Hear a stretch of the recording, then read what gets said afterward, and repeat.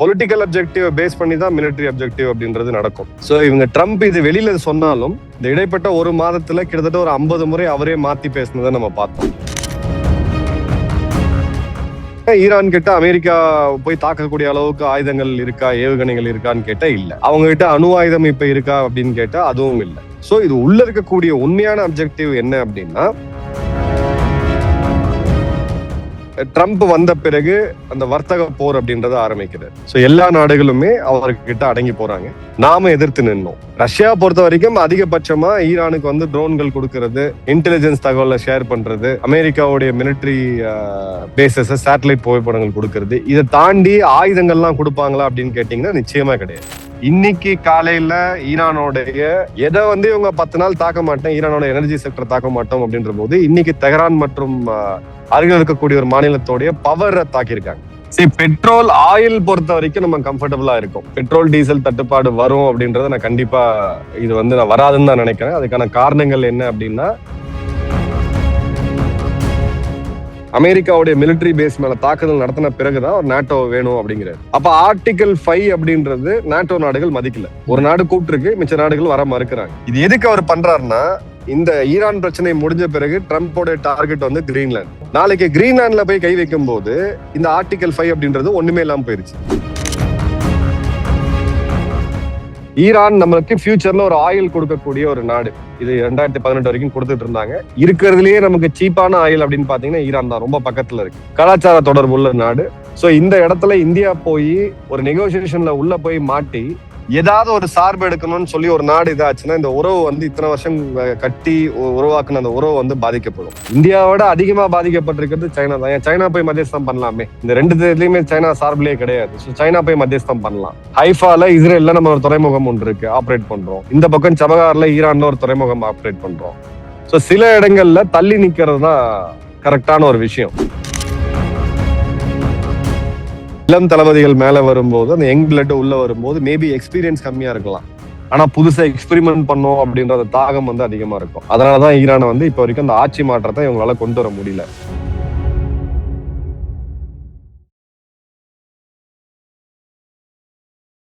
இளையபரதநேயர்களுக்கு வணக்கம். இன்னைக்கு நம்ம நேர்காணல நம்ம சிறப்பு விருந்தினர், ஜியோ பொலிட்டிக்கல்ல ரேரஸ்ட் ஆஃப் ரேர் ஜிம்னு நம்ம சொல்லக்கூடிய மேஜர் மதன்குமார் சார் அவர்கள் தான். சார் வணக்கம் சார். ஜெய்ஹிந்த். வணக்கம் பிரதர். ஜெய்ஹிந்த். ஜெய்ஹிந்த் சார். ஆக்சுவலா இப்போ ஈரான்ல வந்து பல விஷயங்கள் நடந்துட்டு இருக்கு. ஏன் இன்னைக்கு கூட வந்து ஈரான் வந்து இஸ்ரேல்ல ஒரு முக்கியமான ஒரு கெமிக்கல் ஃபேக்டரியே வந்து அட்டாக் பண்ணிருக்கிறதாவும் சொல்லப்படுது. சோ இன்னும் போர் இன்னும் நீடிச்சு போயிட்டே தான் இருக்குது. இது எண்டு எப்பதான் சார் வரும்? இல்ல, எண்டு அப்படின்றது நம்ம ஒரு போருக்குள்ள போறாங்கன்னா அப்ஜெக்டிவ் என்ன அப்படின்றத பொறுத்துதான் எண்டு அப்படின்றது. இப்ப அமெரிக்கா முதல்ல சொன்னது ஆட்சி மாற்றத்தை ஏற்படுத்தணும், ஈரானுடைய அணு ஆயுதங்களை நாங்க வந்து எடுக்க போறோம் அப்படின்றத ரெண்டு மெயின் அப்ஜெக்டிவ் அவங்க சொன்னாங்க. போர் ஆரம்பித்த முதல் நாள்லயே அவங்களுடைய சுப்ரீம் லீடரான அயத்துல்லா அலி கமேனி அவர்கள் கொல்லப்பட்டாரு. அதன் பிறகு அடுத்தடுத்த தாக்குதல்கள்ல நிறைய பேர் கொல்லப்பட்டாங்க. ஆட்சி மாற்றம் ஏற்பட்டுச்சா இல்லையா அப்படின்னு கேட்டீங்கன்னா ஆட்சி மாற்றம் ஏற்படல. ரெண்டாவது, அவங்களுடைய நியூக்ளியர் என்ரிச்மெண்ட் ஃபெசிலிட்டி, அதுல ஒரு முக்கியமான திருப்பமா 30 நாள் கழிச்சு இன்னைக்கு காலையில அவங்களுடைய ஒரு IR-40 சொல்லக்கூடிய நியூக்ளியர் ரியாக்டர் அழிச்சிருக்காங்க. இது வந்து 2 ரியாக்டர் இருக்கு அவங்க கிட்ட, அதுல 1 வந்து அழிக்கப்பட்டிருக்கு. ஸோ இதை உடனடியா ஈரானால கட்டமைக்க முடியாது. அவங்க கிட்ட அந்த திறனும் கிடையாது. ஒண்ணு அவங்க ரஷ்யாட்டியோ இல்ல சைனாட்டியோ வாங்க வேண்டிய ஒரு சூழ்நிலை இருக்கும். ஸோ இப்போ military objective, political objective base பண்ணி தான் மிலிட்டரி அப்ஜெக்டிவ் அப்படின்றது நடக்கும். ஸோ இவங்க ட்ரம்ப் இது வெளியில சொன்னாலும் இந்த இடைப்பட்ட ஒரு மாதத்துல கிட்டத்தட்ட ஒரு 50 முறை அவரே மாத்தி பேசினதை நம்ம பார்த்தோம். இல்ல ஆட்சி மாற்றம் எங்களோட இது கிடையாது, அவங்களுடைய அமெரிக்காவுக்கு ஆபத்தா ஈரான் மாறிடுச்சு, அதனால நாங்க வந்து ஒரு ப்ரீஎம்டிவா நாங்க ஸ்ட்ரைக் பண்ணோம் அப்படின்ட்டு. உண்மை என்ன அப்படின்னா, ஈரான் கிட்ட அமெரிக்கா போய் தாக்கக்கூடிய அளவுக்கு ஆயுதங்கள் இருக்கா, ஏவுகணைகள் இருக்கான்னு கேட்டா இல்ல. அவங்க கிட்ட அணு ஆயுதம் இப்ப இருக்கா அப்படின்னு கேட்டா அதுவும் இல்லை. சோ இது உள்ள இருக்கக்கூடிய உண்மையான அப்ஜெக்டிவ் என்ன அப்படின்னா, அமெரிக்கா ட்ரம்ப் வந்த பிறகு அந்த வர்த்தக போர் அப்படின்றத ஆரம்பிக்கிறார். சோ எல்லா நாடுகளுமே அவர்கிட்ட அடங்கி போறாங்க. நாம எதிர்த்து நின்னோம். கிட்டத்தட்ட ஒரு 8 மாத காலம் பார்த்தோம்னா நம்ம 50% டாரிஃப்ல பல கஷ்டங்களுக்கு நடுவே அதை எதிர்த்து நின்னோம். ஒரு நாள் அதை கம்ப்ளீட்டா உதாசீனப்படுத்துச்சு, அது வந்து சைனா. ஏன்னா சைனா வந்து என்ன பண்ணாங்கன்னா ரேர் மினரல்ஸ் சொல்லக்கூடிய அரியவகை கனிமங்களை தடுத்துட்டாங்க. நீங்க பொருளாதாரத்திலே கொடுத்தீங்கன்னா நாங்க அதை அலோவ் பண்ண மாட்டோம் அப்படின்ட்டு. அப்போ அமெரிக்காவுடைய செக்யூரிட்டி பாலிசி அது வந்து டாக்டரின் வந்து வருஷம் வருஷம் வரும். போன வருஷம் அது வரும் பொழுது சைனாவை அவங்க மிகப்பெரிய போட்டியாளரா பார்த்துட்டு இருந்தவங்க இப்ப அச்சுறுத்தலா பார்க்க ஆரம்பிக்கிறாங்க. சைனாவுடைய மிகப்பெரிய பலம் அப்படின்றது அவங்களுடைய லோ காஸ்ட் மேனுஃபேக்சரிங். அதுக்கு அடிப்படை காரணம் என்னன்னா அமெரிக்காவால தனிமைப்படுத்தப்பட்ட 3 நாடுகள், ஆயில் வச்சுட்டு இருக்கக்கூடிய 3 நாடுகள். முதல்ல ரஷ்யா, 2வது வெனிசுலா, 3வது ஈரான். இந்த 3 நாடுகள்ட்ட இருந்துமே அஷ்யூர்டு சப்ளை மற்றும் ஒரு கமிட்டடான லாங் டேர்ம் இது. 3வது டிஸ்கவுண்ட், கிட்டத்தட்ட $6 அளவுக்கான டிஸ்கவுண்ட் சைனாவுக்கு கிடைச்சிட்டு இருந்துச்சு. ஸோ ஃபர்ஸ்ட் வெனிசுலாவை கை வச்சாங்க. வெனிசுலாவுடைய கண்ட்ரோல் முழுக்க இப்ப அமெரிக்கா கிட்ட இருக்கு. ஸோ அதோடைய 2வது பாட்டை தான் இப்ப நம்ம பாக்குறோம் ஈரான். பட் ஈரான் வந்து வெனிசுலா அளவுக்கு ஒரு எளிமையான நாடு கிடையாது வீழ்த்துறதுக்கு. ஒரு 10 லட்சம் ராணுவத்தை கொண்ட நாடு, 10 கோடி மக்கள் தொகை கொண்ட நாடு, இந்தியால பாதி சைஸ் இருக்கக்கூடிய நாடு. ஸோ இந்த இடத்துல இது டைம் எடுக்குது. ஸோ இவங்க பாக்குறது ஆட்சி மாற்றம் அப்படின்றத விட அமெரிக்காவோட டேர்ம்ஸ்க்கு இறங்கி போகணும். அதே மாதிரி சைனாவை வந்து சைனாக்கு கொடுக்கக்கூடிய அந்த சலுகைகள் எல்லாம் நிறுத்திட்டு ஸ்ட்ரெயிட் ஆஃப் ஹார்மோஸ்ன்னு சொல்லக்கூடிய இந்த பகுதியை நாளைக்கு அமெரிக்காவும் ஈரானும் சேர்ந்து கண்ட்ரோல் பண்றாங்க அப்படின்ற போது யாரு யுரேஷியாவை கண்ட்ரோல் பண்றாங்க, யார் இந்த 3 நாடுகளை கண்ட்ரோல் பண்றாங்களோ அவங்க தான் உலகத்தை கண்ட்ரோல் பண்றாங்க அப்படின்ற அந்த பொருள் வருது. அந்த லார்ஜர் கேம்ல நடக்கக்கூடிய ஒரு பிளே கிரவுண்டா தான் நம்ம இதை பார்க்கணும். ரஷ்யாவுக்கு எப்படி உக்ரைனை கொண்டு வந்தாங்களோ, ரஷ்யா உக்ரைன் அப்படின்றது பேசிக்கலா அமெரிக்கா வர்சஸ் ரஷ்யா தான், வெஸ்ட் வர்சஸ் ரஷ்யா. உக்ரைன் வந்து ஒரு மைதானமா ஆச்சு. அதே மாதிரியான ஒரு சூழ்நிலை தான் இப்ப ஈரானுக்குமே இருக்கு. Okay sir. சார் இப்போ வந்து ஈரானுக்கு வந்து சப்போர்ட்டிவா இப்ப ரஷ்யா இறங்கி இருக்குது, S-400 அனுப்பப்பட்டிருக்கு அப்படின்ற மாதிரி ஒரு நியூஸ் எல்லாம் பார்க்கப்படுதே சார். உண்மையாலுமே இப்ப ரஷ்யா களம் இறங்கிட்டாலும் என்ன ஈரானுக்கு சப்போர்ட்டிவா? இல்ல கண்டிப்பா கிடையாது. ரஷ்யா கிட்ட அவங்களுடைய தேவைக்கு பூர்த்தி செய்யறதுக்கே S-400 அப்படின்றது கிடையாது. இந்தியா 5 S-400 பேட்டரிஸ் நம்ம ஆர்டர் கொடுத்தோம். இது வரைக்கும் 3 தான் வந்திருக்கு. ஒன்னு வந்து இப்ப ஜூலைல வரும், இந்த வருட கடத்தில வரும். அவங்களுக்கு வந்து ஆர்டர்ஸ் ஏற்கனவே இருக்கிற ஆர்டர் அவங்களால ஃபுல்ஃபில் பண்ண முடியல. அதே மாதிரி ரஷ்யாவுக்கு வந்து பாத்தீங்க அப்படின்னா இந்த யுத்தத்துல அவங்க நேரடியா வரணும்னு அவங்க ஒரு இதுவுமே இல்லை. அவங்களுக்கு வந்து இப்ப இல்லைன்னா வர்றதுன்னா எப்பயோ வந்திருக்கலாம். ரஷ்யா பொறுத்த வரைக்கும் அதிகபட்சமா ஈரானுக்கு வந்து ட்ரோன்கள் கொடுக்கறது, இன்டெலிஜென்ஸ் தகவலை ஷேர் பண்றது, அமெரிக்காவுடைய மிலிட்டரி பேசஸ் சேட்டலைட் புகைப்படங்கள் கொடுக்கறது. இதை தாண்டி ஆயுதங்கள்லாம் கொடுப்பாங்களா அப்படின்னு கேட்டீங்கன்னா நிச்சயமா கிடையாது. ஏன்னா அமெரிக்காவுக்கும் ரஷ்யாவுக்கும் நடுவில் நிறைய அண்டர்ஸ்டாண்டிங் இருக்கு. Okay sir. இப்போ இந்த கார்கே ஐலாண்டை வந்து கேப்சர் பண்ணி ஆகுன்ற ஒரு சுச்சுவேஷனை ட்ரம்ப் வந்து முடிவெடுத்தாப்ல. பட் இப்போ சடனா வந்து பேக் அடிக்கிற மாதிரி தெரியுது சார். எதனால் அந்த கார்கே ஐலாண்ட் அவ்வளவு இம்பார்ட்டன்ஸா பார்க்கப்படுது? கார்கே ஐலாண்டுன்றது ஈரானுடைய கருவூலம்னு நம்ம சொல்லலாம். அவங்களுக்கு வரக்கூடிய பணம் அப்படின்றது கார்க் தீவுகள் மூலியமா தான். ஒரு நாளைக்கு தோராயமா எடுத்தீங்கன்னா ஒரு 19 லட்சம் பேரல் வந்து கச்சா எண்ணெய் அங்க இருந்தா எக்ஸ்போர்ட் பண்றாங்க. ஸோ அவங்களுடைய டோட்டல் ஆயில் எக்ஸ்போர்ட்ல 90% இந்த ஒரு இதுல இருந்தா, துறைமுகத்துல இருந்தா போகுது, தீவுல இருந்தா போகுது. இதை நாளைக்கு கைப்பற்றிட்டாங்க. அதுவும் குறிப்பா இன்னொரு விஷயம், நான் ஏற்கனவே சைனாவை பத்தி ஏன் சொன்னேன்னா, இதுல இருந்து போகக்கூடிய கச்சா எண்ணெயில 90% சைனா கிட்ட தான் போகுது. ஸோ இந்த இடத்த அவங்க கைப்பற்றிட்டாங்க அப்படின்னா இந்த யுத்தத்தை கண்டினியூ பண்றதுக்கான பணம் ஈரான் கிட்ட இருக்காது. 2வது, ஈரான் வந்து உணவு தேவைக்கு வெளிநாடுகளை நம்பி இருக்கக்கூடிய ஒரு நாடு. இறக்குமதியுமே இந்த போர்ட்டை நம்பிதான் இருக்கு. பந்தார் அப்பாஸ் கணிசமான அளவுக்கு தாக்கப்பட்டிருக்கு.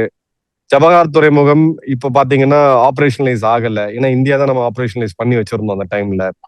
சோ அவங்களுடைய வார் ஃபைட்டிங் கேப்பபிலிட்டி அப்படின்றது சோக் பண்ணணும்னா ஒண்ணு நீங்க ஆயுதங்களை தாக்குறது, வீரர்களை தாக்குறது, அது ஒண்ணு.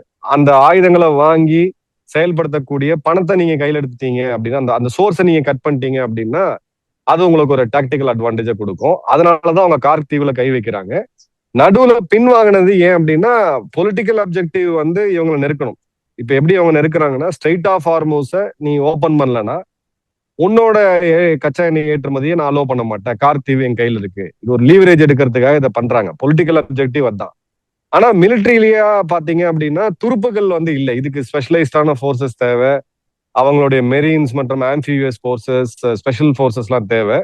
அவங்கள மொபிலைஸ் பண்றதுக்கு ஒரு கணிசமான டைம் எடுக்கும். அதை பென்டகன் வந்து ட்ரம்ப்புக்கு சொல்லும் போது நடுவுல கொஞ்சம் மடமாத்தி விட்டு டிசப்ஷனுக்காக 10 நாள் நாங்க நிறுத்துறோம் அப்படின்னு சொன்னாங்க. இன்னைக்கு காலையில ஈரானோடைய எதை வந்து இவங்க 10 நாள் தாக்க மாட்டேன், ஈரானோட எனர்ஜி செக்டர் தாக்க மாட்டோம் அப்படின்ற போது இன்னைக்கு தெஹரான் மற்றும் அருகில் இருக்கக்கூடிய ஒரு மாநிலத்தோடைய பவரை தாக்கியிருக்காங்க. மிகப்பெரிய மற்றும் மூன்றாவது மிகப்பெரிய நகரங்களுடைய பவர் கிரிட்டை தாக்கியிருக்கிறாங்க. அதுல வந்து ஒரு 40-50% மக்கள் இப்ப மின்சாரம் இல்லாம இருக்கிறாங்க. சோ அமெரிக்கா வாங்கினது இந்த டைமை பை பண்றதுக்காக ஒரு பின்னடைவுன்ற மாதிரி காமிச்சிட்டு இப்ப அவங்க வந்து அடுத்த டார்கெட்டை நோக்கி போறாங்க. Okay sir. சார் இப்போ வந்து இப்போ ஸ்ட்ரெயிட் ஆஃப் ஹார்மோஸ் அப்படின்னு நம்ம பார்க்கும்போது இப்போ திடீர்னு ஒரு சட்டம் கொண்டாடப்படுது சார் ஈரான்லேயே. அதாவது இனிமேல் இந்த பக்கம் கப்பல் போனீங்க அப்படின்னா எங்களுக்கு டாக்ஸ் பே பண்ணிட்டு தான் போகணும் அப்படின்ட்டு. இத்தனை நாள் ஆல்ரெடி சாங்ஷனே போட்டு வச்சிருந்து ஈரான் ரொம்ப டிஃபிகல்ட்டான சுச்சுவேஷனில் கூட அவங்க வந்து இந்த மாதிரி டாக்ஸ் போட்டதில்லை. இப்போ திடீர்னு இப்போ டாக்ஸ் போடும்போது இப்போ இனி இந்தியன் ஷிப்புக்குமே வந்து டாக்ஸ் பே பண்ணி தான் அங்கிருந்து வரணுமா சார்? இல்ல இந்த இடத்துல தான் கொஞ்சம் இது பண்ணிருக்கோம். இப்ப கூட 2 கப்பல்கள் அங்கிருந்து தாண்டி ஆல்மோஸ்ட் மும்பை நோக்கி வர போகுது எல்பிஜி எடுத்துக்கிட்டு. அடிப்படையா இந்தியா ஈரானுக்கு சொன்னது, உலக நாடுகளுக்கு சொன்னது என்னன்னா, ஸ்ட்ரெயிட் ஆஃப் ஹார்மோஸ் அப்படின்றது ஒரு சர்வதேச பேசேஜ். இது சர்வதேச கடல் பகுதி. இதை எந்த நாடும் உரிமை கொண்டாட முடியாது. ஒன் கிளாஸ் அப்படின்னு சொல்லக்கூடிய ஐநாவுடைய சர்வதேச விதிகள் படி எடுத்தோம்னா, உங்க கடற்கரையில இருந்து ஒரு குறிப்பிட்ட தூரம் அப்படின்றது உங்களுடைய பகுதி. அதன் பிறகு இருக்கக்கூடிய சர்டன் ஏரியா வந்து உங்களுடைய இஇசி எக்ஸ்க்ளூசிவ் எக்கனாமிக் ஜோன். அங்க இருக்கக்கூடிய கடல் வளம், மீன், அங்க ஆழ்கடல்ல நீங்க துளை போட்டு கேஸ் எடுக்கிறீங்க, இதெல்லாம் உங்களுது. அதன் பிறகு வரக்கூடிய பகுதி வந்து சர்வதேச கடல் எல்லை. இது வந்து சர்வதேச கடல் எல்லையில இருக்கு. இதுக்கு எந்த நாடும் வந்து எந்த நாட்டுக்கும் நம்ம கப்பம் கட்ட மாட்டோம். இது ஒரு இல்லீகலான இது. ரூல் பேஸ்ட் ஆர்டர் அப்படின்றத இந்தியா ஃபாலோ பண்ணும். அப்படி பார்த்தா நாளைக்கு மலாக்கா ஸ்ட்ரெயிட்ல அந்தமான் பகுதிகளை ஒட்டி தான் சேனல் 13 அப்படின்ற சீ ரூட் போகுது. இந்தியா கூட போடலாமே. இதை விட 60 மடங்கு 60% கப்பல்கள், போக்குவரத்து கப்பல்கள் இது வழியா போயிட்டு இருக்கு. ஸோ அப்படி தடி எடுத்தாலும் தண்டல்காரனா போகக்கூடாதுன்றது இந்தியாவுடைய ஸ்டாண்ட். பட் ஜப்பான், தென்கொரியா இந்த போன்ற நாடுகள், இந்த ரொம்ப நம்பி இருக்கக்கூடிய நாடுகள், இப்ப அவங்களால ஈரானை எதிர்க்கவும் முடியாது. அவங்களுக்கு பெரிய கடற்படை அப்படின்றது இப்ப டைவர்ட் பண்ண முடியாது. ஏன்னா அவங்களுக்கு சைனா கிட்ட இருக்கக்கூடிய அச்சுறுத்தல். தற்காலிகத்துக்கு இப்ப அந்த $20 லட்சம் வந்து கப்பத்தை கட்டிட்டு ஒரு டோல்கேட் மாதிரி, டோல் ஃபீஸ் மாதிரி கத்திட்டு, ஏன்னா அங்க அந்த நாடுகள்ல இப்ப எரிபொருள் அப்படின்றது பிரச்சனையா இருக்கு. சோ இப்ப இந்த பிரச்சனையை எடுக்க வேணாம் அப்படின்னு போறாங்க. இந்தியாவை பொறுத்த வரைக்கும் நம்ம தெளிவா இருக்கிறோம். இந்த இடத்துல நம்மளுடைய 6 போர்க்கப்பல்கள் அங்க இருக்கு எஸ்கார்ட் பண்றதுக்கு. சோ இந்த கப்பங்கட்டுற பிசினஸ் அப்படின்றது இந்தியாவுக்கு கிடையாது அப்படின்றதுதான் நம்மளுடைய தெளிவான ஸ்டாண்ட் இதுல. Okay sir. சார் இப்போ வந்து பெட்ரோல் வந்து நம்ம முடிஞ்ச வரைக்கும் எல்லாம் டைவர்சிஃபை பண்ணி முக்கியமாக ரஷ்யாட்ட இருந்து நிறைய வாங்க ஆரம்பிச்சிட்டோம். ஸோ பட் இருந்தாலுமே வந்து கேஸ் அந்த கத்தார் வந்து அதுதான் அதிகமாக எக்ஸ்போர்ட் பண்ணுறது நம்ம இந்தியாவுக்கு. பட் இப்போ கத்தார் ஃபுல்லாக முடங்கி கிடக்குது. அது இல்லாமல் கல்ஃபே முடங்கி கிடக்குது.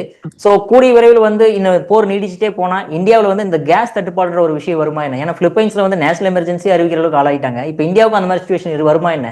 சரி, பெட்ரோல் ஆயில் பொறுத்த வரைக்கும் நம்ம கம்ஃபர்டபுளா இருக்கும். பெட்ரோல் டீசல் தட்டுப்பாடு வரும் அப்படின்றத நான் கண்டிப்பா இது வந்து நான் வராதுன்னு தான் நினைக்கிறேன். அதுக்கான காரணங்கள் என்ன அப்படின்னா, ஈரான் கிட்ட இருந்து இப்ப நம்ம ஆயில் வாங்கிட்டு இருக்கோம். ரஷ்யாட்ட இருந்து வாங்குற ஆயில் அதிகப்படுத்தி இருக்கோம். கனடா மற்றும் ஆஸ்திரேலியா, அமெரிக்கால இருந்து இப்ப நம்ம ஆயில் அதிகப்படுத்தி இருக்கோம். சோ நமக்கு வந்து ஏற்கனவே ஒரு 30% தான் நம்ம வளைகுடா நாடுகள் வந்து வாங்கிட்டு இருந்தோம். 30-35% தான். சோ அந்த வகையில நம்ம பெட்ரோல் டீசல்ல கண்டிப்பா தட்டுப்பாடு ஏற்படாதுன்றது என்னுடைய கணிப்பு. இந்த அப்ஜெக்டிவா இருக்கக்கூடிய ஃபேக்ட்ஸை வச்சு பார்த்தோம்னா. ஆனா கேஸ்ல என்ன பிரச்சனைனா, கேஸை நீங்க ஸ்டோர் பண்ண முடியாது. அது வந்து ஒரு சப்ளை லைன் அப்படியே போயிட்டே இருக்கும். உங்க டிஸ்ட்ரிபியூட்டர் எடுத்தீங்கன்னா அவர் ஒரு 3 நாள் 4 நாள் தான் இன்வென்ட்ரி வைப்பாரு. உங்க கேஸ் ஃபில்லிங் நிலையத்தை எடுத்தீங்கன்னா அவங்க வந்து ஒரு வாரத்துக்கு கம்மியா தான் வச்சிருப்பாங்க. ஸோ இது வந்து அப்படியே ஸ்ட்ரீம் லைனா அங்கிருந்து வர வர வர இது போயிட்டு இருக்கும். இப்போதைக்கு 2 கப்பல் வந்திருக்கு. ஸோ ஏப்ரல் மிட் வீக் வரைக்கும், அதாவது ஏப்ரல் 2வது 3வது வாரம் வரைக்கும் பொதுமக்களுக்கான கேஸ் தட்டுப்பாடு அப்படின்றது நிச்சயமா இருக்காது. அதை நம்ம வந்து இந்த 2 கப்பல்கள் மூலியமா உறுதி செஞ்சிருக்கோம். கமர்ஷியல்ல இருக்குமா அப்படின்னு கேட்டீங்கன்னா இருக்கும். இப்போ ஓரளவுக்கு சீராயிடுச்சு அப்படின்னா, நான் பாக்குறது ஏப்ரல் 6 அமெரிக்கா கார்த்தீவுகளை டார்கெட் பண்ணுவாங்கன்னு நினைக்கிறேன். அதுக்குள்ள ஒரு பேச்சுவார்த்தைக்கு வந்து 2 தரப்பும் சமாதானம் ஆனாங்க அப்படின்னா, அடுத்த ஏப்ரல் முடிவுக்குள்ள நம்ம கம்ப்ளீட்டா இயல்பு நிலைக்கு திரும்பிடுவோம். ஒருவேளை கார்க் தீவுகளை அமெரிக்கா கைப்பற்றிட்டாங்க அப்படின்னா, ஏப்ரல் 6ல ஆரம்பிச்சு மிட் ஏப்ரல் வரைக்கும் நமக்கு சப்ளை அப்படின்றது கண்டிப்பா டிஸ்டர்ப் ஆகும். ஸோ அந்த இடத்துல கமர்ஷியல் கேஸ்க்கு உண்டான டிஸ்டர்ப்ஷன் நம்ம எதிர்பார்க்கலாம். ஏன்னா ப்ரையாரிட்டி வந்து நமக்கு பொதுமக்களுக்கு உண்டான கேஸ் தான். ஏப்ரல் 6க்கு பிறகு இவங்க என்ன ஆக்ஷன் எடுக்கிறாங்கன்றத பொறுத்து நம்மளால ஃபர்தரா சொல்ல முடியும். பட் கேஸ் தட்டுப்பாடு அப்படின்றது சப்ளை பொறுத்தான். எத்தனை கப்பல்கள் அங்கிருந்து வருது, கிளியர் ஆகி வருதுன்றது இருக்கு. இப்ப அமெரிக்காட்ட இருந்து நம்ம கேஸ் ஆர்டர் பண்ணியிருக்கோம். அது வந்து சேர்றதுக்கு ஒரு 30 நாள் ஆகும். ஆர்டர் ஏற்கனவே நம்ம பிளேஸ் பண்ணியிருக்கோம். ஸோ ஒன்ஸ் அந்த கேஸ் உள்ள வர ஆரம்பிச்சது அப்படின்னா கண்டிப்பா டொமஸ்டிக் தட்டுப்பாடு அப்படின்றது வராது, ஸ்ட்ரீம்லைன் பண்ணிடுவாங்க. அதோட குவான்டிட்டி அதிகமாக அதிகமாக கமர்ஷியல் கேஸுமே வந்து ஓரளவுக்கு ஸ்ட்ரீம்லைன் ஆயிரும். அந்த அளவுக்கு நம்ம அலார்மிங்கா பார்க்க தேவையில்லை இப்போதைக்கு. பட் சுச்சுவேஷன் ரொம்ப ஃப்ளூயிடா இருக்கு. இது ஒரேடியா நமக்கு வந்து கம்ஃபர்ட் ஜோன்ல இருக்கணும்னு நம்ம வந்து ஒரு ஃபால்ஸ் ஹோப்பும் கொடுக்க கூடாது. Okay sir. சார் அதே மாதிரி இப்போ திடீர்னு ட்ரம்ப் அவர்கள் வந்து 10 டேஸ் 10 நாள் வந்து நாங்க தாக்குதல் நடத்த மாட்டோம் அப்படின்னு சொல்ற அளவுக்கு ஏன் அவர் வந்து தோல்வியை தழுவி போறதுனால தான் வந்து ஸ்டாப் பண்ணிட்டாரா என்ன சார்? ஈரான் அந்த மாதிரி குற்றச்சாட்டு வைக்கிறாங்களே. நாங்க வந்து நிறுத்தணும்னு சொல்ல, பட் அவங்க நிறுத்தணும்னு சொல்றாங்க அப்படின்னா அவங்களுக்கு தான் சேதாரம் அதிகம் அப்படின்ற மாதிரி சொல்றாங்களே சார். அதாவது 2 தான் பாருங்க. ஒன்னு ராணுவ ரீதியா ஸ்ட்ராட்டஜிக்கல்ல என்ன நடக்குது, இன்னொன்னு வந்து நரேட்டிவ் பாலிடிக்ஸ் சித்தாந்தம். ஈரானை சப்போர்ட் பண்ணக்கூடிய பல பேர் இதை வந்து செய்தியை கொண்டாடுவாங்க, மீம்ஸ் போடுவாங்க, அமெரிக்கா தோத்து போச்சுன்னு சொல்லி நம்ம யூடியூப் சேனல்ஸ் எல்லாம் பாத்தீங்கன்னா தம்ப்நெயில்ஸ் எல்லாம் அப்படியே ஃபயர் விடுவாங்க. அது ஒரு சைடு. என்ன நடக்குது அப்படின்னா அந்த 10 நாளை எதுக்கு அவர் வந்து தள்ளி வைக்கிறேன் அப்படின்ற போது கிரவுண்ட் இன்வேஷனுக்கு அவங்க ப்ரிப்பேர் ஆகணும். அந்த கிரவுண்ட் இன்வேஷனுக்கு ப்ரிப்பேர் ஆகும்போது இந்த ஆம்பிபியஸ் மெரைன்ஸ் எல்லாமே ஒரே இடத்துல இருக்க மாட்டாங்க. இந்த உலகம் முழுக்க பல இடங்கள்ல இருக்காங்க. யூஎஸ்எஸ் திரிபோலி இப்ப ஆல்மோஸ்ட் மெடிட்டரேனியன் கடல் கிட்ட வந்துருச்சு. இப்ப அந்த இடத்துக்கு அவங்களுக்கு ப்ரிப்பரேஷனுக்கு டைம் தேவை. அந்த டைமை கொடுத்துட்டு பேக் எண்ட்ல அவங்க பேச்சுவார்த்தையும் நடத்திட்டு இருக்காங்க. இப்ப அந்த டைம் வந்து ஏப்ரல் 6ஆம் தேதி, நான் ஏப்ரல் 6ன்னு ஏன் சொல்றேன்னா ஏப்ரல் 6ஆம் தேதி வரைக்கும் ஈரானை தாக்க மாட்டோம், ஈரானோடைய பவர் மற்றும் மின்சாரம் மற்றும் எண்ணெய் கிணறுகளை தாக்க மாட்டோம் அப்படின்றதான் ட்ரம்ப். இதைதான் அவர் பின்வாங்கிட்டாரா இல்ல பயந்துட்டாரா அப்படின்றது ஒரு கேள்வி எல்லாருக்குமே வருது. ஆனா இன்னைக்கு காலையில, அதாவது 30ஆம் தேதி காலையில இஸ்ரேல் வந்து டெஹ்ரான்ல இருக்கக்கூடிய பவர் கிரிட்டை ஸ்ட்ரைக் பண்ணிருக்காங்க. அவங்க 3வது மிகப்பெரிய நகரத்தோட பவர் கிரிட்டை ஸ்ட்ரைக் பண்ணிருக்காங்க. சோ இந்த போர் நிறுத்தம், இந்த தாக்க மாட்டோம்னு சொன்னது ஆல்மோஸ்ட் இப்ப 30ஆம் தேதி அந்த கதை முடிஞ்சு போச்சு. வெறும் 5 நாள்ல அவங்க திரும்ப தாக்க ஆரம்பிச்சிட்டாங்க. இதுக்கு பதிலுக்கு ஈரான் இன்னைக்கு வளைகுடா நாடுகள், குறிப்பா யுஏஇ, குவைத், பஹ்ரைனுடைய டீசாலினேஷன் பிளான்ட் மற்றும் அவங்களுடைய பவர் கிரிட்டை கண்டிப்பா கை வைப்பாங்க. அதுக்கு அவங்க ரெடியா தான் இருக்கிறாங்க. இது வந்து இன்னைக்கு இல்லாட்டி என்னைக்கா ஒரு நாள் இந்த வேலையை கொடுத்தாகணும் அப்படின்ற மூட்ல தான் அரபு நாடுகளுமே இருக்குது. ஸோ இது வந்து பை பண்றதுக்கு, டைமை வந்து வாங்குறதுக்கு அந்த டைமை வாங்கிட்டாங்க. இப்போ ஏப்ரல் 6ஆம் தேதி டிபிக்கலா ட்ரம்ப் என்ன பண்றாருன்னா வெள்ளிக்கிழமை இரவு டார்கெட் தாக்குதல் ஆரம்பிக்கிறார். ஏன்னா சனிக்கிழமை ஞாயிற்றுக்கிழமை மார்க்கெட் வந்து க்ளோஸ் ஆயிடுது, ஸ்டாக் மார்க்கெட் வந்து சரியாம இருக்கணும் அப்படின்றதுக்காக பிளான் பண்ணேன். சோ வர வெள்ளிக்கிழமை என்ன நடக்குது அப்படின்றத பொறுத்து பார்க்கணும். இது வந்து ஒரு டாக்டிக்கலா ஒரு பாஸ். இது நம்ம தயாராகிறதுக்கு வேற ஒரு ஆபரேஷனுக்கு தயாராகிறோம் அப்படின்றத தவிர இது தோல்வின்னு நம்ம கண்டிப்பா எடுத்துக்க முடியாது. Okay sir. சார் அதே மாதிரி இப்போ வந்து நம்ம ட்ரம்ப் அவர்கள் எப்பவுமே வந்து நேட்டோ மெம்பர்ஸ் வந்து இதுல உள்ள வாங்கன்னு கேட்டுக்கிட்டே இருக்காரு சார். என்ன காரணத்துக்காக? ஏன் நேட்டோ மெம்பர்ஸ்லாம் வந்து எப்பவுமே ட்ரம்ப் பேச்சை கேட்பாங்க, ஆனா இந்த வார் சிச்சுவேஷன்ல மட்டும் வந்து எங்களை உள்ள இழுக்காதீங்க அப்படின்ற மாதிரி பின்வாங்குறது காரணம் என்ன சார் நேட்டோ மெம்பர்ஸ்? ஐரோப்பா இப்ப ரொம்ப வீக்கா இருக்காங்க. அவங்க கிட்ட வீரர்களும் இல்ல, ஆயுதங்களும் இல்ல. அடுத்து அவங்க ரஷ்யா மேல அவங்களுக்கு இருக்கக்கூடிய பயம் அப்படின்றது எப்பயுமே அதிகமா இருக்கு. சோ இன்னொரு போருக்குள்ள வர்றதுக்கான சூழ்நிலையில நேட்டோல அதிகமா இருக்கிறது பாத்தீங்கன்னா ஐரோப்பிய நாடுகள் தான். அவங்க இப்ப வர்றதுக்கு விருப்பம் இல்லை. ட்ரம்ப் வந்து இவங்களை கூப்பிடுறதுக்கு 2 காரணம். ஒண்ணு, நேட்டோடைய மொத்த படையும் வந்துச்சுன்னா ஈரான் கதையை அவங்க சீக்கிரம் முடிக்க முடியும். சோ இந்த போர்ல வெற்றி அறிவிச்சு ஒரு தன்னிகரற்ற தலைவரை அவர் வந்து எஸ்டாப்ளிஷ் பண்ணிக்குவார். பட் அதுல இருக்கக்கூடிய பொலிட்டிக்கலா இருக்கக்கூடிய விஷயம் என்ன அப்படின்னா, நேட்டோடைய மிக முக்கியமான ஒப்பந்த புள்ளி அப்படின்றது ஆர்டிகல் 5. அந்த ஆர்டிகல் 5 படி நாட்டோ நாட்டோடைய உறுப்பினர் நாட்டோடைய ராணுவத்தையோ அவங்க நாட்டையோ யாரோ தாக்கினா அனைத்து நாடுகளும் சேர்ந்து போரிடணும்ட்டு. இப்போ அமெரிக்காவுடைய மிலிட்டரி பேஸ் மேல தாக்குதல் நடத்தின பிறகுதான் ஒரு நாட்டோ வேணும் அப்படிங்கிறாரு. அப்ப ஆர்டிகல் 5 அப்படின்றது நாட்டோ நாடுகள் மதிக்கல. ஒரு நாடு கூப்பிட்டுருக்கு, மிச்ச நாடுகள் வர மறுக்கிறாங்க. இது எதுக்கு அவர் பண்றாருன்னா, இந்த ஈரான் பிரச்சனை முடிஞ்ச பிறகு ட்ரம்போட டார்கெட் வந்து கிரீன்லாந்து. நாளைக்கு கிரீன்லாந்துல போய் கை வைக்கும் போது இந்த ஆர்டிகல் 5 அப்படின்றது ஒண்ணுமே இல்லாம போயிருச்சு. ஏன்னா நான் கூப்பிடும் போது நீங்க வரல, இப்ப நான் பண்ணும் போது நான் யாரும் வரக்கூடாது அப்படின்றது. நாட்டோடைய அதாவது அமெரிக்கா இல்லாம நாட்டோ கிடையாது. நாட்டோடைய முடிவுரையை நான் ஏற்கனவே சொல்லியிருந்தேன் ஒரு 6 மாதம் முன்னாடியே. நாட்டோடைய முடிவுரையை ட்ரம்ப் வந்து எழுத துவங்கிட்டாரு அப்படின்னு சொல்லிட்டு அதோடைய அடுத்த கட்டம் தான். சோ ஒண்ணு வந்து அவங்கள உள்ள கொண்டு வந்தா டக்குன்னு முடிச்சு ஈரானை ஜெயிச்சிடலாம். அவங்க வரமாட்டாங்கன்றதும் தெரியும். சோ அப்ப எதுக்கு கூப்பிட்டாரு அப்படின்னு பாத்தீங்கன்னா, ஒரு பொலிட்டிக்கலா தனக்கு வந்து ஒரு சாதகமான ஒரு சூழ்நிலையை உருவாக்கிறார் ஃபியூச்சருக்காக. Okay sir. அதே மாதிரி இப்போ நம்ம ஜம்மு காஷ்மீர்ல இருந்து திடீர்னு ஈரானுக்கு வந்து ஃபண்ட் கலெக்ட் பண்ணி அங்கிருந்து சென்ட் பண்றாங்களே சார், என்ன ரீசனுக்காக? ஏன் இந்தியா வந்து இதை வந்து செக் வைக்கல அவங்களுக்கு? இல்ல, ஈரான் நட்பு நாடு. அதாவது ஒரு முழுவதும் ஷியா இஸ்லாமியர்களை கொண்ட நாடு ஈரான். இரண்டாவது அதிகமா ஷியா இஸ்லாமியர்கள் வாழக்கூடிய நாடு பாகிஸ்தான். மூணாவது இந்தியா. அதுல இந்தியால காஷ்மீரிகள் கணிசமான அளவு, குறிப்பா பாராமுல்லா, புல்வாமா, படுகாம், ஸ்ரீநகர் இந்த பகுதியில் இருக்கக்கூடிய இஸ்லாமியர்கள் எல்லாமே ஷியா பிரிவை சேர்ந்தவங்க. சோ ஒரு அயத்துல்லா அலி அவர்கள் கொல்லப்பட்ட போது இதுக்கு ஒரு ரிலீஜியஸ் ஆங்கிள் கிடைக்குது. தங்களுடைய மத தலைவர் இமாம் அவரோட தான் இருக்கிறதுலே அதிகமான ஒரு லெவல்ல இருக்கக்கூடியவர். அவர் கொல்லப்பட்டாரு. ஒரு சகோதர நாடு, அதாவது இது ஒரு ரிலீஜியஸ் கமிட்மெண்டா அவங்க வந்து ப்ரொஜெக்ட் பண்ணாங்க ஈரான். ஷியாக்கள் எல்லாம் ஒன்று கூடணும், இங்க வந்து நம்ம வந்து தவிக்கிறோம் அப்படின்ற போது அந்த ஆங்கிள் அவங்க டொனேஷன் வேணும், யார் வேணா வாலண்டியரா டொனேஷன் பண்ணலாம் அப்படின்னு சொல்லி ஈரானுடைய தூதரகம் வந்து அறிவிச்சிருந்தாங்க. அது வந்து பாத்தீங்க அப்படின்னா இந்தியாவுடைய அரசாங்கத்தோடைய அனுமதியோட தான் அவங்க பண்றாங்க. இது வந்து நம்ம இல்லைன்னு சொல்ல முடியாது.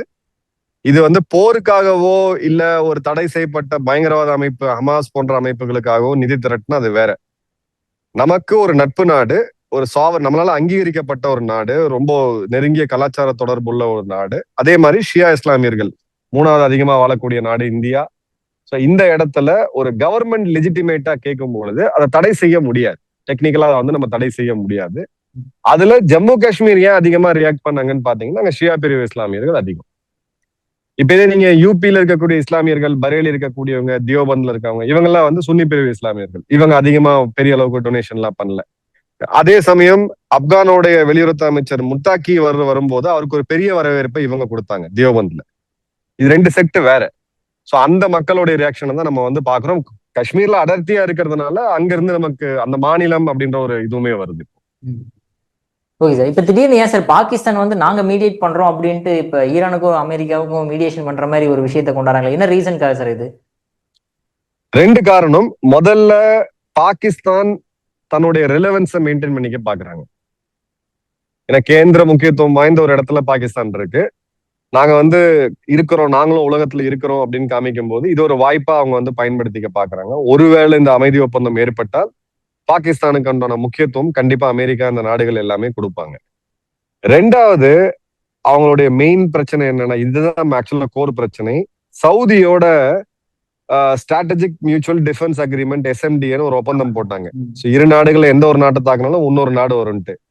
இப்ப தாலிபான்களுக்கும் ஈரானுக்கும் நடுவே போர் போயிட்டு இருக்கு. இந்த சமயத்துல போர் போயிட்டு இருக்கக்கூடிய சமயத்துல சவுதி ராணுவம் வந்து உதவிக்கு வந்தாங்களான்னா இல்ல. இப்ப சவுதி இந்த போர்ல இறங்கக்கூடிய ஒரு சூழ்நிலை கிட்டத்தட்ட இந்த போர் அப்படியே போச்சுன்னா சவுதி இறங்கிதான் ஆகணும்.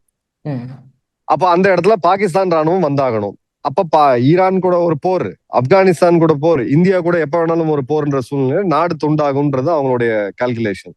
சோ இந்த போரை எப்படியாவது நிறுத்தணும் அப்படின்ற இன்னொரு ஆங்கிளுமே இருக்கு. ஏன்னா அவங்க போய் இந்த இதுல சிக்கிக்க கூடாது அப்படின்றதுல கொஞ்சம் கேர்ஃபுல்லா இருந்து ரெண்டு காரணங்களுக்காக பாகிஸ்தான் மீடியேட் பண்றாங்க. Okay sir. சார் அதே மாதிரி இப்ப நிறைய இன்டர்நேஷனல் லீடர்ஸ் எல்லாருமே சொல்ல ஆரம்பிச்சிட்டாங்க, மோடி அவர்கள் ஒரு ஃபோன் பண்ணாவே வந்து இந்த போரை நிறுத்திடலாம் அப்படின்ட்டு. ஏன் நம்ம இந்தியா மோடி அவர்கள் வந்து ஸ்டெப் எடுக்க மாட்டேங்கிறாரு சார் இந்த விஷயமே? அதாவது என்ன பிரச்சனைனா, இது வளைகுடா பாலிடிக்ஸ வந்து நான் உங்களுக்கு ஒரு 2 நிமிஷத்துலயோ இல்ல ஒரு 5 மணி நேரத்துல கூட விளக்க முடியாது. ஒரே ஒரு எக்ஸாம்பிள் சொல்றேன். அர்மேனியா ஒரு கிறிஸ்தவ நாடு, அதுக்கு முழு மிலிட்டரி ஆதரவு கொடுத்துட்டு இருக்கிறது இந்தியா. அர்மேனியாவுக்கு எதிராக சண்டை போட்டுட்டு இருக்கிறது அசர்பைஜான், அது ஷியாக்கள் இஸ்லாமியர்கள் வாழக்கூடிய ஒரு நாடு. அதுக்கு ஃபுல் பேக்கப் கொடுத்துட்டு இருக்கிறது இஸ்ரேல். இஸ்ரேல் நேரடியா சண்டை போட்டுட்டு இருக்கக்கூடியது ஈரான். இதுல இருக்கவங்க ஷியா பிரிவு இஸ்லாமியர்கள். இது வந்து ஒரு காம்ப்ளெக்ஸான இது. இப்ப நம்மளை பொறுத்த வரைக்கும் 3 விஷயம்தான். வளைகுடால வாழக்கூடிய லட்சக்கணக்கான இந்தியர்களுடைய பாதுகாப்பு ஃபர்ஸ்ட். ரெண்டாவது, இந்தியாவுடைய எனர்ஜி செக்யூரிட்டி, கச்சா எண்ணெய் மற்றும் கேஸ். மூணாவது, இந்தியாவுடைய வர்த்தகம் தங்கு தடை இல்லாம இந்த இடத்துல நடக்கணும். இந்த 3 பிரைவேடைஸ் பண்ணும் பொழுது இஸ்ரேல் நமக்கு ரொம்ப ரொம்ப முக்கியமான நட்பு நாடு டிஃபென்ஸ் அண்ட் டெக்னாலஜில. ஈரான் நமக்கு ஃபியூச்சர்ல ஒரு ஆயில் கொடுக்கக்கூடிய ஒரு நாடு. இது 2018 வரைக்கும் கொடுத்துட்டு இருந்தாங்க. இருக்கிறதுலயே நமக்கு சீப்பான ஆயில் அப்படின்னு பாத்தீங்கன்னா ஈரான் தான், ரொம்ப பக்கத்துல இருக்கு. கலாச்சார தொடர்புள்ள நாடு. சோ இந்த இடத்துல இந்தியா போய் ஒரு நெகோசியேஷன்ல உள்ள போய் மாட்டி ஏதாவது ஒரு சார்பு எடுக்கணும்னு சொல்லி ஒரு நாடு இதாச்சுன்னா இந்த உறவு வந்து இத்தனை வருஷம் கட்டி உருவாக்குன அந்த உறவு வந்து பாதிக்கப்படும். இதனாலதான் சைனா வாயவே திறக்காம இருக்காங்க. இந்தியாவோட அதிகமா பாதிக்கப்பட்டிருக்கிறது சைனா தான். ஏன் சைனா போய் மத்தியஸ்தம் பண்ணலாமே? இந்த ரெண்டு இதுலயுமே சைனா சார்பிலேயே கிடையாது. ஸோ சைனா போய் மத்தியஸ்தம் பண்ணலாம். ஹைஃபால இஸ்ரேல்ல நம்ம ஒரு துறைமுகம் ஒன்று இருக்கு, ஆப்ரேட் பண்றோம். இந்த பக்கம் சபகார்ல ஈரான்ல ஒரு துறைமுகம் ஆப்ரேட் பண்றோம். ஸோ சில இடங்கள்ல தள்ளி நிக்கிறது தான் கரெக்டான ஒரு விஷயம். ஆனா தனித்தனி நாடுகள்கிட்ட இந்தியா பேசிட்டு இருக்கு, யுஏஇ கிட்ட பேசிட்டு இருக்கு. யுஏயோட எம்பிசி அவர்கள் தனி விமானம் மூலியமா இங்க வந்து மோடி அவர்களை சந்திச்சுட்டு 4 மணி நேரம் பேசிட்டு திரும்ப போனாரு. ஒமானோட நம்ம பேசிட்டு இருக்கோம், கத்தாரோட பேசிட்டு இருக்கோம், பஹ்ரைனோட பேசிட்டு இருக்கோம், குவைத்தோட பேசிட்டு இருக்கோம், சவுதியோட பேசிட்டு இருக்கோம். தனிப்பட்ட இதுல நமக்கு இங்க மெனுவர் பண்ணக்கூடிய ஸ்பேஸ் அப்படின்றது ரொம்ப கம்மி. ரெண்டாவது ட்ரம்ப் இன்வால்வ்டு. ட்ரம்போடைய தன்மை என்ன அப்படின்றது தெரியும். நாளைக்கு காசால போர்ட் ஆஃப் பீஸ்னு உருவாக்குன மாதிரி gulf of strait of Hormuz India, Iran இந்த 5 நாடுகள் சேர்ந்து நிர்வகிப்பாங்க அப்படின்னு சொல்லிட்டு குட்டையை கொலை போட்டு போயிட்டாருன்னா நம்ம போய் நேவியை போய் அங்க கமிட் பண்ணி அந்த இடத்துல சைனாவோட கப்பல் ஃப்ரீயா போயிட்டு இருக்கோம், நம்மளுடைய கப்பலுக்கு நம்ம போய் இது பண்ணிட்டு இருப்போம். இது வந்து ஒரு டிப்ளமேட்டிக் சைலன்ஸ் நம்ம சொல்லுவாங்க. இந்த இடத்துல போய் அவங்க சொல்றாங்கன்றதுக்காக நம்ம போய் பண்ண முடியாது. ஏன்னா காம்ப்ளெக்சிட்டிஸ் வந்து ரொம்ப ரொம்ப அதிகம். இதுல நம்ம வந்து இழக்கிறதுக்கு நிறைய இருக்கு. நமக்கு கிடைக்கிறது அப்படின்றது பெரிய லெவல்ல எதுவுமே கிடையாது. சார் அதே மாதிரி இப்போ சைனா தான் நிறைய மோஸ்டா அஃபெக்ட் ஆகுதுன்னு சொல்றீங்க சார். பட் சைனா ஏன் இன்னும் ஈரானுக்கு வந்து ஸ்ட்ரைட்டா சப்போர்ட் பண்ணாம வந்து எந்த வகையில வந்து சைனா சப்போர்ட் பண்ணிருக்காங்க சார் ஈரானுக்கு? அந்த மிசைல்ஸ்க்கு தேவைப்படக்கூடிய கெமிக்கல்ஸ் மற்றும் ப்ரீகர்சர்ஸ் மூலப்பொருட்கள் முழுக்க சைனால இருந்து தான் வருது. இந்த மிசைலுக்கு தானே போய் மிசைல் போக முடியாது, அதுக்கு வந்து சேட்டலைட் கைடன்ஸ் வேணும். ஸோ சைனாவுடைய full satellite system, Beidou system வந்து இப்போ ஈரானுக்கு வந்து உதவி செஞ்சுட்டு இருக்காங்க. அதனாலதான் அந்த அளவுக்கு துல்லியமா ஈரானால தாக்க முடியுது. ஈரானுக்கு தேவையான நிதி உதவி மற்றும் உணவை சைனா வந்து இப்போ வரைக்கும் என்ஷோர் பண்ணிட்டு இருக்காங்க. அதே மாதிரி ஈரானுக்கு விற்கக்கூடிய அந்த கச்சா எண்ணெய் இப்போ வரைக்கும் சைனா வாங்கிட்டு இருக்காங்க. இதை தாண்டி அவங்க ராணுவ ரீதியா இதுல ஈடுபட முடியுமானா அவங்க வந்து ஈடுபட மாட்டாங்க. யுத்தம் இல்லாம ஜெயிக்கிறது அப்படின்றதுதான் art of war by Sun Tzu அவங்களுடைய கோட்பாடு, அரசியல் கோட்பாடு. ரெண்டாவது அவங்க ராணுவத்துக்குள்ளேயே நூற்றுக்கணக்கான பிரச்சனை இருக்கு. அவங்க ராணுவ தளபதி சென்ட்ரல் மிலிட்டரி கமிஷனோட செகண்ட் மோஸ்ட் பவர்ஃபுல் பர்சன் இப்போ வந்து கிராஃப்ட், அதாவது லஞ்ச லாவண்யம்ன்றதுக்காக கைது செய்யப்படுறாரு. ஸோ இந்த நேரத்துல எதிரிகள் பிஸியா சண்டை போட்டுட்டு இருக்கும் போது நம்ம போய் டிஸ்டர்ப் பண்ண வேணாம். இருக்கிற வரைக்கும் நம்ம கச்சா எண்ணெய் ரிசர்வை வச்சு மெயின்டைன் பண்ணுவோம், இன்னொரு 1 மாத காலம் தாக்கு பிடிப்போம் அப்படின்றதான் சைனாவுமே இருக்கு. அவங்க ராணுவ ரீதியா அவங்க பண்ணணும்னு நினைச்சா கூட அவங்க ராணுவத்துக்கு அந்த அளவுக்கு வலிமை இல்லை அப்படின்றதான் ஃபேக்ட். பட் இப்ப சைனா வந்து இப்ப தைவான்ல கை வைக்கும் போது இப்ப அமெரிக்கானால கேட்க முடியாதுல்ல சார் அப்படின்னா? இல்ல, தைவான் மேல அவங்க கை வைக்கிறாங்க அப்படின்னா உலகத்தோடைய மொத்த செமிகண்டக்டருமே அங்கதான் இருக்குது. இப்ப ஐரோப்பா வரலன்னு சொன்னாங்கன்னா ஐரோப்பா பெரிய அளவுக்கு கல்ஃப்ல ஆயில் வாங்குறது இல்ல. கனடா வர மாட்டேன்னாங்கன்னா கனடால ஏற்கனவே ஆயில் இருக்கு. பட் தாய்வானை கை வைக்கும் போது இந்த நாடுகள்லாம் சைலண்டா இருக்குன்னு சொல்ல முடியாதுல்ல, இந்தியா உட்பட. செமிகண்டக்டர் இல்லாம நீங்க எப்படி வாகனம் ஓட்டுவீங்க, எப்படி கம்ப்யூட்டர் இயங்கும், எப்படி நாடு இயங்கும்? ஆயிலுக்கு அப்புறம் மிக மிக முக்கியமானது செமிகண்டக்டர். சோ தாய்வானை பொறுத்த வரைக்கும் இதை விட 100 மடங்கு எதிர்ப்பு அதிகமாகும் அப்படின்றது ஒண்ணு அவங்களுக்கு கிளியராவே தெரியும். ரெண்டாவது, தாய்வானை வந்து தாக்கணும்னு நினைச்சாங்கன்னா இப்ப ஸ்ட்ரெயிட் ஆஃப் ஹார்மூஸ செட்டில் பண்ணிட்டாங்க. நாளைக்கு வந்து சைனாவோட எக்ஸ்போர்ட் இம்போர்ட் தடுத்துட்டாங்க, என்ன பண்ண முடியும்? மலாக்கா ஸ்ட்ரெயிட்டை இந்தியாட்ட சொல்லி தடுத்துட்டாங்க. பனாமா கனால் ஏற்கனவே அமெரிக்காவோட கைவசம் இருக்கு. சூயஸ் கால்வாய் அவங்களோட நட்பு நாடுகள்கிட்ட இருக்கு. சோ சப்ளை ரூட்டை தடுத்துட்டாங்கன்னா சைனா இயங்க முடியாது 1 மாசத்துக்கு மேல. ஏன்னா நாம எப்படி எனர்ஜி டிபெண்டா இருக்கோமோ அதே மாதிரி சைனாவும் எனர்ஜி டிபெண்டா இருக்கிறாங்க. சோ அந்த ரிஸ்கை இப்ப சைனா எடுக்கவே. இன்ஃபேக்ட் இந்த யுத்தத்துக்கு அப்புறம் தாய்வான் யுத்தம் அப்படின்றது இன்னும் தள்ளி போகும். Okay sir. இப்ப வந்து ஈரான்ல வந்து இப்போ முக்கியமான எல்லா லீடர்ஸையுமே கொண்டுட்டாங்க, தளபதி ஆகட்டும், அயத்துல்லா காமேனி.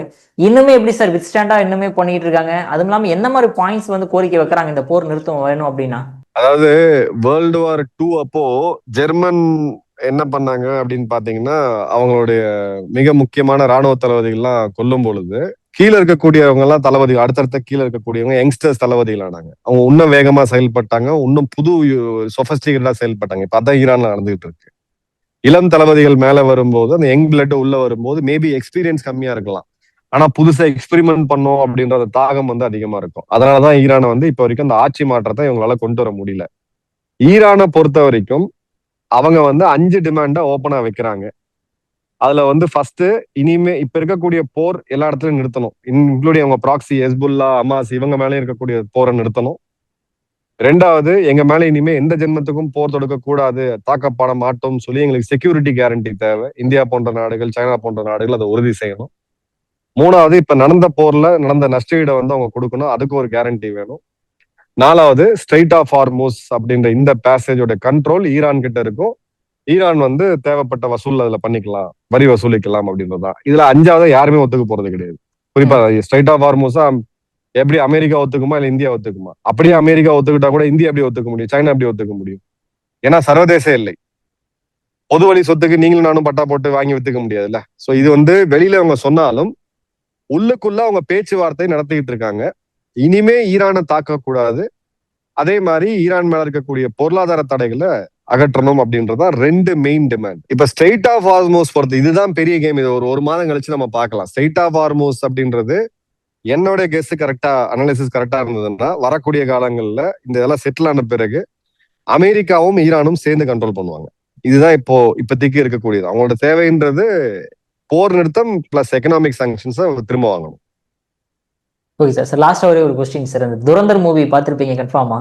ஸோ இந்த துரந்தர் மூவில வந்து இந்தியாவில் வந்து நிறைய பேர் வந்து கிரிட்டிசைஸ் பண்றாங்களே சார், அதாவது இது வந்து ஒரு சமுதாயத்தை பத்தி மட்டுமே பேசுற மாதிரி இருக்கீங்க, நீங்க இப்படி ஒரு சார்பா ஏன் படம் எடுக்கிறீங்க, அந்த மாதிரி ஒரு கிரிட்டிசைஸ் கொடுக்குறாங்களே சார். சார் நீங்க துரந்தர் மூவி பார்த்துருக்கீங்க, என்ன மாதிரி நம்மளோட ஸ்பை ஏஜென்ட்ஸ்லாம் எப்படி பாகிஸ்தான்ல செயல்பட்டுக்கிட்டு இருக்காங்க?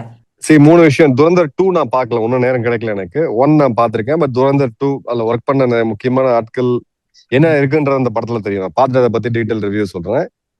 எதுக்கு இதை கிரிட்டிசைஸ் பண்ணணும் அப்படின்றதுக்கு பேசிக் லாஜிக் வேணும்.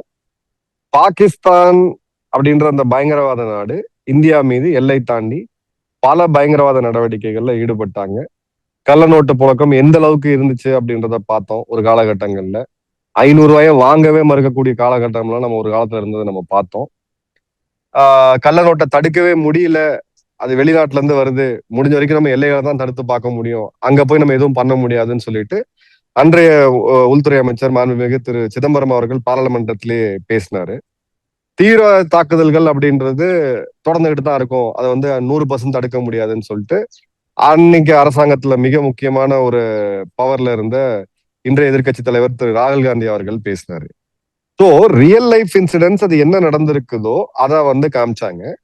பிளஸ் துரந்தர் அப்படின்ற அந்த ஸ்பையே வந்து அந்த காலகட்டங்கள்ல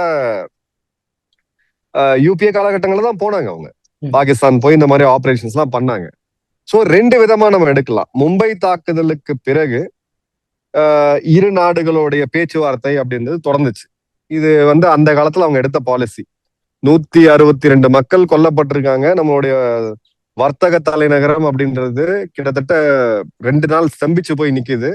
அவங்க தான் பண்ணாங்க அப்படின்றது லைவாவே தெரியும். பாகிஸ்தான் இருக்கக்கூடிய ISI தான் இதை பண்ணாங்கன்னு சொல்லி அவங்க தொடர்பில் இருந்த வீடியோ ஆடியோ ரெக்கார்டிங்ஸ் எல்லாம் வந்து நம்மளுடைய உளவுத்துறை எடுக்கிறாங்க. அந்த டைம்ல நான் ராணுவத்துல இருக்கும்போது போருக்கு தயாராகணும் அப்படின்னு சொல்லி ஒரு சூழ்நிலை வந்துச்சு. நாங்களும் தயாராக இருந்தோம். அதன் பிறகு ஃபார் ரீசன்ஸ் அந்த அன்னைக்கு காலகட்டங்கள் இருந்த கவர்மெண்ட்டுக்கு தான் தெரியும். நாம என்ன பண்றோம்னா எவிடன்ஸை கலெக்ட் பண்ணி கொடுக்குறோம். அந்த சம்பந்தப்பட்ட ஒருத்தன் கூட பாகிஸ்தான்ல தண்டிக்கப்படலை. அப்போ நியாயம் தர்மம் அப்படின்றது எப்படி நிலைநாட்ட முடியும்? அவங்க நாட்டுக்குள்ள போய் சில மாதிரி கவர்ட் ஆபரேஷன்ஸ் நம்ம பண்ணணும். நேர்மையா நடக்கும் போது அதுக்கு மதிப்பு இல்லை.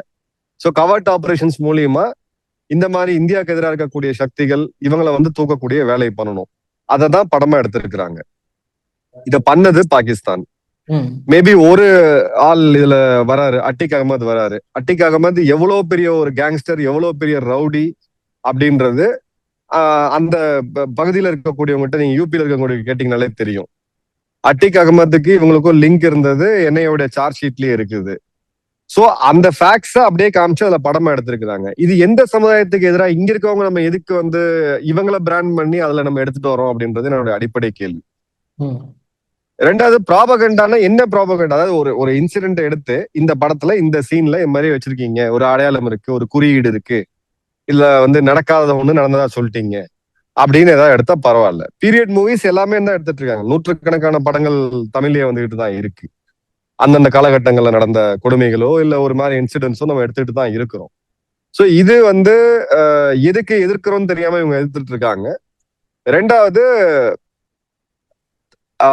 இதோடைய இது உண்மையாவே ப்ராபகண்டாவா இருந்தது அப்படின்னா 1300 கோடி 10 நாள் வசூல் பண்ணி இது வந்து உலக லெவல்ல ஒரு இந்தியாவுடைய வரலாற்றிலேயே இப்படி ஒரு திரைப்படம் இல்லை அப்படின்ற அளவுக்கு மக்கள் முட்டாள் கிடையாதுல்ல. நீங்க அடிப்படையா நீங்க எவ்வளவு பெரிய அறிவாளியா வேணா இருக்கு, 4 மணி நேரம் ஒருத்தன் போயிட்டு தேட்டர்ல நகராம படம் பார்த்துட்டு வரானா அவன் வந்து முட்டாளா இருக்க முடியாதுல்ல. ஒருத்தர் பார்க்கலாம், 2 பேர் பார்க்கலாம். இந்த கருத்துக்கு எதிராக இருக்கக்கூடிய என்னுடைய பல நண்பர்களே போய் பார்த்துன்னு சொன்னாங்க, ரொம்ப அவுட்ஸ்டாண்டிங்கா எடுத்திருக்காங்க அப்படின்னு சொல்லிட்டு. என்னுடைய ஒரு நெருங்கிய நண்பர், என்னோட சப்ஸ்கிரைபர் கன்னியாகுமரியில ஒரு ஒரு ஒரு தியேட்டர்ல இருந்து வீடியோ எடுத்து அமைச்சிருந்தாரு எனக்கு. அதுல பாத்தீங்கன்னா அதுல இத்தனைக்கு தமிழ் டிரான்ஸ்லேஷன் சரியா இல்லை அப்படின்றதான் ஃபீட்பேக்.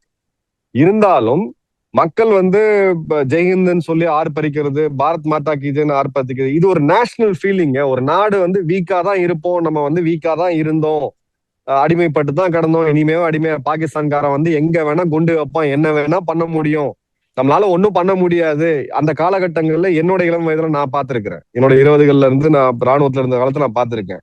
இன்னைக்கு திரும்ப அடிக்கிறோம், உள்ள போய் அடிக்கிறோம்.